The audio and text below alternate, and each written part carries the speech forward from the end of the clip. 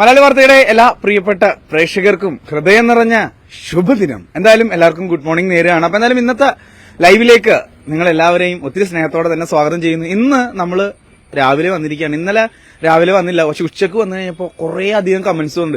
എടാ നീ എങ്ങനെ ഇത്രയും ഭക്ഷണം കഴിച്ചടാ എന്നൊക്കെ ചോദിച്ചുകൊണ്ട്. പിന്നെ ആളുകൾ പറഞ്ഞൊരു കാര്യം എന്ന് വെച്ചാൽ മീൻചട്ടി ചെന്ന് കഴിഞ്ഞപ്പോൾ ലൈവായിട്ട് കിച്ചണൊക്കെ കാണാൻ പറ്റി, ഒരുപാട് നല്ല മീനുകൾ കാണാൻ പറ്റി. നമ്മൾ കഴിക്കുന്ന വീഡിയോ കാണിച്ചില്ല, കാരണം അതുകൊണ്ട് കാണിച്ചു കഴിഞ്ഞാൽ നമ്മുടെ വയറിനൊക്കെ എന്തെങ്കിലുമൊക്കെ പ്രശ്നം വരുമെന്ന് ഓർത്തുകൊണ്ട് അത് മാത്രം കാണിച്ചില്ല. പക്ഷെ ഇന്ന് രാവിലെ ഞാൻ എത്തിയിരിക്കുന്നത് വളരെ മനോഹരമായിട്ട് അല്ലെങ്കിൽ വളരെ രസകരമായിട്ട് കോമഡി കൈകാര്യം ചെയ്യുന്ന ഒരു നടന്റെ അടുത്തേക്കാണ്. കോമഡി മാത്രമല്ല, ഇദ്ദേഹം സീരിയസ് കഥാപാത്രവും ചെയ്തിട്ടുണ്ട്. എനിക്ക് തോന്നുന്നു വളരെ ചുരുക്കം ചില സിനിമകളിലെ ഇദ്ദേഹം അഭിനയിച്ചുള്ളൂ, പക്ഷേ ഇദ്ദേഹം ചെയ്ത കഥാപാത്രം ഇന്നും നമ്മുടെ മനസ്സിൽ നിലനിൽക്കുന്നുണ്ട് എന്ന് പറയുന്നത് തന്നെയാണ് ഈ നടന്റെ ഏറ്റവും വലിയ ഭാഗ്യം എന്ന് പറയുന്നത്. ഈ നടനെ പരിചയപ്പെടുത്തുന്നതിന് മുമ്പ് ഇദ്ദേഹം വരുന്ന സിനിമ എന്ന് പറയുന്നത് അകാലത്തിൽ നമ്മെ വിട്ട് പിരിഞ്ഞു പോയ, എനിക്ക് തോന്നുന്നു ഈ അടുത്തായിരുന്നു അദ്ദേഹം നമ്മളെ വിട്ടുപോയിട്ട് ഒരു വർഷം തികയുന്നത്. മലയാളത്തിലെ ഏറ്റവും പ്രിയപ്പെട്ട സൂപ്പർ ഹിറ്റ് സംവിധായകനായ സിദ്ദിഖ് സാറിന്റെ സിനിമയിലൂടെയാണ് അദ്ദേഹത്തിന്റെ കടന്നുവരവും. ഒത്തിരി സ്നേഹത്തോടെ സ്വാഗതം ചെയ്യുന്നു. മര്യാദക്ക് പോവില്ലടാ, ഞാൻ ഇങ്ങനെ തന്നെ പോവും. യെസ്, ക്രോണിക് ബാച്ചർ എന്ന് പറയുന്ന സിനിമയിൽ ഇദ്ദേഹം കാഴ്ചവെച്ചിട്ടുള്ള ഒരു പെർഫോമൻസ് എനിക്ക് തോന്നുന്നു ഇന്നും മലയാളികൾ ഇത് കാണുമ്പോൾ ചിരി വരും. അതാണ് അദ്ദേഹത്തിന്റെ ഏറ്റവും വലിയ വിജയം എന്ന് പറയുന്നത്. ഒത്തിരി സ്നേഹത്തോടെ സ്വാഗതം ചെയ്യുന്നു അനിയപ്പൻ ചേട്ടൻ. അനിയപ്പൻ ചേട്ടാ നമസ്കാരം. അനിയപ്പൻ ചേട്ടാ ഒരു ഗംഭീര ഇൻട്രോ ഒക്കെ ഞാൻ കൊടുത്തിരിക്കുകയാണ്. അതായത് അനിയപ്പൻ ചേട്ടൻ നമ്മൾ തിരിച്ചറിയുന്നത് എന്താ പറയാ ക്രോണിക് ബാച്ചർ എന്ന സിനിമയിലൂടെയാണ്. അതിനകത്ത് ഡയലോഗ് പറഞ്ഞുകൊണ്ട് തന്നെ നമുക്ക് തുടങ്ങാം അല്ലെ. അതായത് ഇപ്പോ ലൈവ് കണ്ടുകൊണ്ടിരിക്കുന്ന പ്രേക്ഷകരുണ്ടെങ്കിൽ എന്താ പറയാ, നിങ്ങൾ ലൈവായിട്ട് അതായത് നിങ്ങൾക്ക് ചിലപ്പോ എന്തെങ്കിലുമൊക്കെ പ്രശ്നമൊക്കെ വരും. മനോജേട്ടാ പ്രേക്ഷകരോട് എന്താണ് പറയാനുള്ളത്? മലയാള പോലത്തെ ലൈവ് കണ്ടുകൊണ്ടിരിക്കുകയാണ്. എല്ലാവർക്കും സന്തോഷം. കാരണം നിങ്ങളെപ്പോലുള്ള ആൾക്കാരാണ് ഇപ്പൊ ഞങ്ങളെപ്പോലുള്ള ചെറിയ ആർട്ടിസ്റ്റുകൾക്ക് ഒരു പ്രചോദനം ഇപ്പോൾ ഇല്ലേ, ഓൺലൈനിലൂടെ. അല്ല, ഒരു കാര്യം പറയാനുണ്ട്, ചെറിയ ആർട്ടിസ്റ്റ് ഒന്നുമല്ല. ആരാ പറഞ്ഞ ചെറിയ ആർട്ടിസ്റ്റ് ആണെന്ന്? മമ്മൂട്ടിയുടെ കൂടെ അഭിനയിച്ചിട്ടുണ്ട്, മോഹൻലാലിന്റെ കൂടെ അഭിനയിച്ചിട്ടുണ്ട്. ഇപ്പൊ എനിക്ക് തോന്നുന്നു ഈ തവണ അവാർഡ് കിട്ടിയ ആനന്ദ് ശ്രീബാല. യെസ്, ആനന്ദ് ശ്രീബാല. അതായത് അഭിലാഷേട്ടന്റെ പടം അല്ല, അഭിലാഷ് പിള്ളം, അതായത് മാളികപ്പുറത്തിന്റെ സ്ക്രിപ്റ്റ് റൈറ്ററായ അഭിലാഷേട്ടന്റെ പടത്തിൽ അഭിനയിക്കണം. ചെറിയ ആർട്ടിസ്റ്റ് ആണെന്ന് പറഞ്ഞ് കുറച്ചുകളല്ലേ ഇത് ആളുകൾ കമന്റ് പറയും. ഞാനെന്ത് കൊല്ലൂടാ കുരുത്തം കെട്ടവനെ, അവന് ചീത്തയും കൂടിയാ കൊടുത്തു. അത്ര മതി, അത് മതി. മര്യാദക്ക് പോയില്ലടാ, മര്യാദക്ക് പോയില്ലടാ കുരുത്തം കെട്ടവന്. ഓക്കെ, അടിപൊളി. പല്ലുകടിയൊക്കെ കറക്റ്റായിട്ട് എനിക്ക് തോന്നുന്നു. രാവിലെ എന്തെങ്കിലുമൊക്കെ പറയുമ്പോ അവരെന്ത് വിചാരിക്കും? ഇതാ സിനിമയിലെ ഡയലോഗ് നമ്മൾ പറഞ്ഞതേ ഉള്ളൂ. എന്തായാലും അനിയപ്പൻ ചേട്ടാ, എനിക്ക് തോന്നുന്നു ജീവിതത്തിലെ ഒരു കരിയറിലെ ഏറ്റവും വലിയ ബ്രേക്ക് ആയിരുന്നു അതല്ലേ. ഈ അടുത്തായിരുന്നു സിദ്ദിഖ് സാറിന്റെ ഓർമ്മ ദിവസം. എനിക്ക് തോന്നുന്നു സിദ്ദിഖ് സാറ് കൈപിടിച്ച് കൊണ്ടുവന്ന ഒരു നടനാണ് മലയാള സിനിമയിലേക്ക് അല്ലെ. നമുക്ക് പതിയെ നടക്കാം. അതായത് മോർണിംഗ് ഷോ ആണല്ലോ, രാവിലെ നടക്കുന്ന എപ്പോഴും നല്ലതാണ്, ആരോഗ്യത്തിന് നല്ലതാണ്. അതൊരു പ്രചോദനം കൂടിയാണ് കേട്ടോ. ഓക്കെ, അപ്പൊ അറിയാലോ ഈ നടന്റെ പ്രത്യേകത എന്ന് വെച്ചാല് സാധാരണ നടന്മാരൊക്കെ സിനിമയിലേക്ക് വന്നു കഴിഞ്ഞാൽ പിന്നെ ചിലപ്പോ ജോലിയില്ല. പക്ഷെ ഈ നടൻ രാവിലെ എന്നോട് പറയാം, അത് ഈ കറക്റ്റ് 8 മണിക്ക് വന്നോളാം, എനിക്ക് 8:30 അമ്പലത്തിലേക്ക് പോകാനുള്ള. ഞാൻ അമ്പലത്തിൽ ശാന്തി ആണെന്ന്. ശാന്തിയല്ല, ഞാൻ ദേവസ്ഥത്തിൽ വർക്ക് ചെയ്യാണെന്ന് പറഞ്ഞു. അപ്പൊ ദേവസ്വം ബോർഡിൽ വർക്ക് ചെയ്യുന്ന ആളുകൂടിയാണ്. കൊച്ചിൻ ദേവസ്വം ബോർഡിൽ ആണ് വർക്ക് ചെയ്യുന്നത്. കൊച്ചിൻ ദേവസ്വം ബോർഡിൽ ഇപ്പൊ ചോറ്റാനിക്കര അമ്പലത്തിലാണ് ജോലി ചെയ്യുന്നത്. ചോറ്റാനിക്കര അമ്പലത്തിൽ ജോലി ചെയ്യുന്നുണ്ട്. ഓക്കെ, ഒരുപാട് പോകണ്ട, ബസ്സൊക്കെ പോകുന്നുണ്ട്. ചിലപ്പോ ബസ്സിന്റെ കൂടെ മാവും ഗേറ്റിലിടിക്കും. അതെ, ഓക്കെ, അവിടെ കൗണ്ടർ സ്റ്റാൻഡ് ജോലി ചെയ്യുന്നത്. അപ്പൊ ഞാൻ പറഞ്ഞു ഇങ്ങനെ ഗുഡ് മോർണിംഗ് മലയാളി വാർത്ത ഇതാണ്. ഭയങ്കര സന്തോഷം. കാരണം നിങ്ങളെ എനിക്ക് കാണാൻ പറ്റിയില്ലെങ്കിലും എന്നെ നിങ്ങൾക്ക് കാണാമല്ലോ. കാരണം നിങ്ങളെപ്പോലുള്ളവർ കണ്ട് പ്രാർത്ഥിക്കുമ്പോഴാണ് ഞങ്ങൾക്ക് ഇപ്പൊ അഭിലാഷ് പിള്ളയുടെ ഈ പടം ആനന്ദ് ശ്രീബാല ഓണത്തിനാണ്. അത് കഴിഞ്ഞാൽ പിന്നെ സുമതി വിളവ് എന്നുള്ള സിനിമയാണ് അഭിലാഷ് പിള്ളയുടെ തന്നെ പടത്തിലാണ് ഇപ്പോൾ ചെയ്യാൻ പോകുന്നത്. അപ്പൊ കുറെ നാളും ബ്രേക്കായിരുന്നു. അത് ഈ ദേവസ്വം ബോർഡിലെ ജോലി കാരണമാണ് എനിക്ക് വിട്ടു നിൽക്കേണ്ടി വന്നത്. അപ്പൊ അതുകൊണ്ടാണ് ഞാൻ വീണ്ടും തിരിച്ചു വരവ്. ഞാൻ ലീവിന് അപേക്ഷ കൊടുത്തിരിക്കുകയാണ്. ഇനി കുറച്ച് നല്ല മൂവികൾ ചെയ്യണം, മലയാള സിനിമത്തിൽ വീണ്ടും സജീവമാകണമെന്നാണ് പ്രാർത്ഥന. അനുഗ്രഹിക്കണേ. അതെ, അനുഗ്രഹിക്കും. കാരണം സജീവമാണ്. കാരണം എനിക്ക് തോന്നുന്നു ലാസ്റ്റ് ചെയ്ത് രസികൻ എന്ന് പറയുന്ന സിനിമയാണ്. CBI 5. CBI 5 ആണ്. അതിന് മുമ്പ് രസികന് ശേഷം ഒരു ബ്രേക്ക് വന്നല്ലേ? അതെ, ആ രസികന് ശേഷമാണ് ഞാൻ ദേവസ്വം ബോർഡിൽ ജോലി കിട്ടി പോയത്. ഒരുപക്ഷെ രസികൻ സിനിമ നിങ്ങൾ കണ്ടല്ലോ അറിയാൻ പറ്റും. അതായത് വീട്ടിലേക്ക് മതിരി ചാടുന്നൊരു സീനുണ്ട് അല്ലേ, ഇവിടെ നിന്നിട്ട് ഒരു ചാടുന്നൊരു സീനുണ്ട്. ജാങ്കോ ഞാൻ പെട്ടു. ഒരുപാട് നല്ല, എനിക്ക് തോന്നുന്നു വളരെ ഫ്ലെക്സിബിൾ ആയിട്ട് കോമഡി കൈകാര്യം ചെയ്യാൻ പറ്റുന്നതാണ്. നിന്നുകൊണ്ട് പറയുന്നതല്ല, നമുക്ക് പല കഥാപാത്രങ്ങൾ കാണുമ്പോഴും അറിയാൻ പറ്റും. പക്ഷെ പിന്നീട് എപ്പോഴെങ്കിലും തോന്നിയോ നമ്മൾ എന്തുകൊണ്ടാണ് സജീവമാവാത്തത്? ജോലി ആയിട്ട് പോകേണ്ട ആവശ്യമുണ്ടെന്നൊക്കെ തോന്നിയോ? സിനിമ എന്ന് പറഞ്ഞ സമയമാണ്. ഒരു സമയം തെളിഞ്ഞു വരിക എന്നുള്ളതാണ്. പിന്നെ നമുക്ക് കഴിവ് വേണം, അത് വേറെ കാര്യം. കഴിവുണ്ടല്ലോ, ആവശ്യമുള്ള കഴിവുണ്ടല്ലോ. പിന്നെ ഇതാണ് പറഞ്ഞത്, ലക്ക്.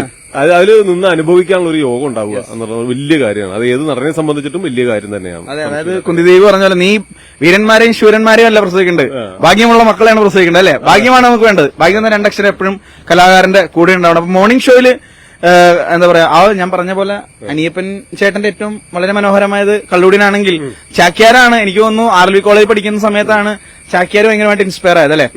മോർണിംഗ് ആയതുകൊണ്ട് തന്നെ ചാക്യാരുടെ ഡയലോഗില് run done done done done ആ ഒരു സാധനം ഒന്ന് കൊടുത്തേ. ഓ ഇവൻ കൊല്ലാൻ വേണ്ടിട്ട് രാവിലെ ഇറങ്ങിയിരിക്കുകയാണല്ലേ. ജീവിക്കണ്ടേ ചേട്ടാ, ചാക്യാര് പറയുമ്പോ ടൺ ടൺ ടൺ ടൺ ടൺ ടൺ ടൺ ടൺ മലയാളി വാർത്തയുടെ എല്ലാ പ്രേക്ഷകർക്കും ചാക്യാരുടെ സന്തോഷമുണ്ട്, നന്ദിയുണ്ട്. എല്ലാവർക്കും ഓണം ഇല്ല എന്നൊക്കെയാണ് പറഞ്ഞത്. കാരണം എന്താ, വയനാട് ദുരന്തം നമുക്കറിയാവുന്ന കാര്യമാണ്. പക്ഷേ കലാകാരന്മാര് വിഷമിക്കേണ്ട, മിതമായ രീതിയിൽ അവരെ ഓർത്തുകൊണ്ട് കിട്ടുന്നത് എന്താണോ അതിൽ നിന്ന് വയനാടിന് കൊടുത്തുകൊണ്ടുള്ള ഒരു ഓണാഘോഷമാവാന്ന് നമ്മുടെ സർക്കാർ പറഞ്ഞിട്ടുണ്ട്. അതുകൊണ്ട് എല്ലാവർക്കും നല്ലത് വരട്ടെ, ഓണം ഗംഭീരമാവട്ടെ. ഇത് കൂത്തൊന്നും അല്ലാട്ടോ, ഇതൊരു സ്റ്റൈലിൽ അങ്ങനെ വെറുതെ ഒരു സ്റ്റൈലിൽ പറഞ്ഞോളൂ. പഠിച്ചിട്ടൊന്നുമില്ല, കൂത്തുള്ള കാര്യം പറയാമല്ലോ. പക്ഷെ അത് കൂത്ത് പഠിക്കാതെ അത് അങ്ങനെ അന്ന് ജീവൻ ടിവിയിലൂടെ കുക്കു പ്രവേശനിലൂടെയാണ് നമ്മൾ ഈ ചാക്യാർ ആദ്യമായിട്ട് തുടങ്ങി വെച്ചത്. ഇന്നിപ്പോ ഇഷ്ടംപോലെ ചാക്യാർമാരുണ്ട്. അതെ, തോമസ് ചേട്ടനൊക്കെ ഉണ്ട്, ആലുവ. ഇഷ്ടംപോലെ പ്രമോദ് മാള, ഇഷ്ടംപോലെ മിടുക്കനായിട്ടുള്ള ആൾക്കാരൊക്കെ ഉണ്ട് ഇപ്പൊ അത് ചെയ്യുന്നത്. അപ്പൊ എനിക്ക് സന്തോഷമുണ്ട്, കാരണം നമ്മളായിട്ട് തുടങ്ങി വെച്ചിട്ട് അത് ഏറ്റെടുക്കാനാണ്. അത് അന്യം നിന്ന് പോയില്ലല്ലോ, ടിവിയില് ആ കല അന്യം നിന്ന് പോവാതെ പിന്തുടരാനായിട്ട് ഒരുപാട് പേര് വന്നു. നമ്മള് പ്രേക്ഷകർ, അതായത് പ്രേക്ഷകർ ഇതിനകത്ത് ഒരുപാട് കമന്റുകളൊക്കെ ചോദിക്കും. ഇവരെ കൊല്ലും, അതെനിക്കറിയാം. അതായത് അവരുടെ ചോദ്യം എന്ന് വെച്ച് കഴിഞ്ഞാൽ എന്താണ് താങ്കൾ സിനിമയിൽ സജീവമാവാത്തത്, എന്തുകൊണ്ട് സിനിമയിലേക്ക് വന്നില്ല, എന്നൊക്കെ പല പല ചോദ്യങ്ങളുണ്ടാവും.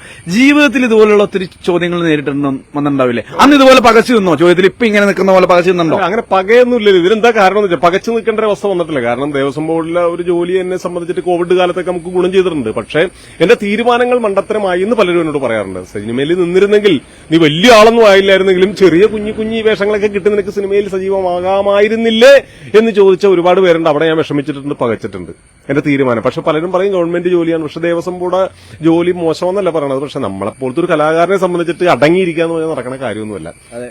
അപ്പൊ അതുകൊണ്ട് ഒരു തിരിച്ചുവരവ് ഞാൻ ആഗ്രഹിക്കുകയാണ്. കാരണം ഇനി ഇങ്ങനെ നിന്നിട്ട് കാര്യമില്ല. അപ്പൊ ആ സമയത്താണ് ദൈവദൂതനെ പോലെ അഭിലാഷ് പിള്ള, എന്റെ നല്ല സുഹൃത്താണ് അഭിലാഷ് പിള്ള. ഞാൻ പണ്ട് ദേവസ്വത്തിൽ ജോലി ചെയ്യുമ്പോൾ അവിടെ കൗണ്ടറിൽ വരും. അപ്പൊ ഇയാള് സിവിൽ സർവീസ് കളക്ടർ. അപ്പൊ ഞാൻ പറയിടക്ക് കളക്ടറായിട്ട് അഭിലാഷ് പിള്ള ഇങ്ങനെ വന്നിട്ട് എനിക്കൊന്ന് നിൽക്കാം, അഭിലാഷിന്റെ അടുത്ത് നിൽക്കണമെന്ന് ഞാൻ മറ്റേ സത്യത്തിൽ പൃഥ്വിരാജിന്റെ അടുത്ത് പറയുന്നത്, നീ പോലീസായിട്ട് വന്നിട്ട് രണ്ടരടിക്കണമെന്ന് പറഞ്ഞു. പക്ഷേ അയാൾ സിനിമയിൽ വന്നു. അതാണ് ഓരോരുത്തവരുടെ യോഗം, ഭാഗ്യം എന്ന് പറയുന്നത്. അങ്ങനെ ചോറ്റാനിക്കരമ്മ എനിക്ക് പരിചയപ്പെടുത്തിയാണെന്ന് തന്നെ പറയണം അഭിലാഷ് പിള്ളയെ. ആനന്ദ് ശ്രീ ബാലയില് ഒരു നല്ല വേഷം, ഇതുവരെ ചെയ്യാത്തൊരു ക്യാരക്ടർ. ഇപ്പൊ സുമതി ഉളവില് നല്ല ക്യാരക്ടർ അയാൾ തന്നിരിക്കണു.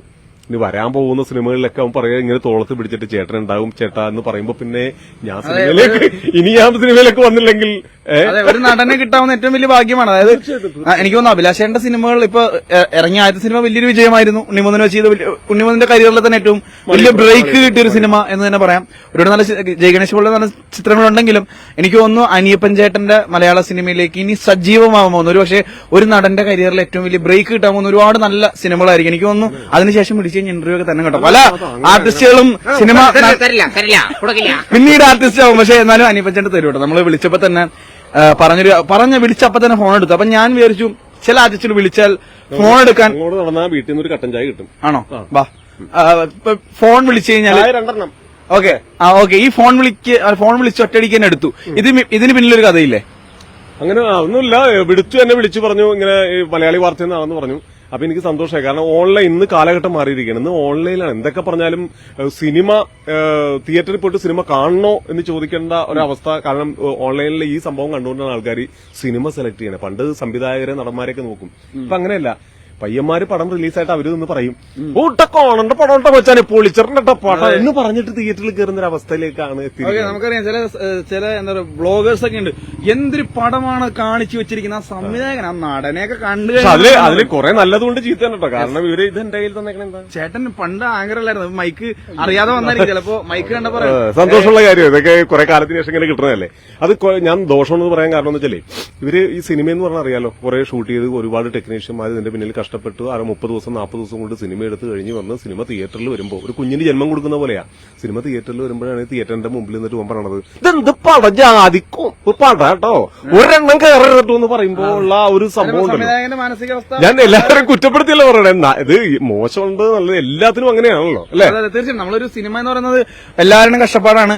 നമുക്ക് ഈ പറഞ്ഞ പോലെ മുമ്പ് ഇതിനെപ്പറ്റി വലിയ ചർച്ചയൊക്കെ ഉണ്ടായി. ഒരാഴ്ച കഴിഞ്ഞിട്ട് റിവ്യൂ പറഞ്ഞോളൂ. ഇനിയിപ്പോ ജസ്റ്റ് കൊള്ളൂല്ലെങ്കിലും അങ്ങനെയൊന്നും പറയണ്ട, ആൾക്കാർ തിയേറ്ററിൽ കണ്ടോട്ടെ. അവര് പ്രേക്ഷകനാണ് തീരുമാനിക്കണം സിനിമ നല്ലതാണോന്ന്. അതിൽ ഇവര് കയറി എന്നിട്ട് ഇതെന്ത് പടാണ്. അതെ, ഒന്നും ചിന്തിക്കണ്ട, ഒരാളുടെ ജോലിയുടെ കാര്യമാണ്.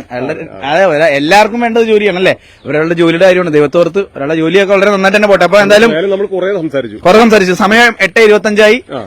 അനിയപ്പൻ ചോറ്റാനിക്കൽ അമ്പലത്തിലെ കൗണ്ടറിലേക്ക് ചെന്നില്ലെങ്കിൽ എന്റെ കൂട്ടുകാരൻ വിനോദ് അവിടെ കാത്തിരിക്കുകയാണ് ഇറങ്ങാനായിട്ട്.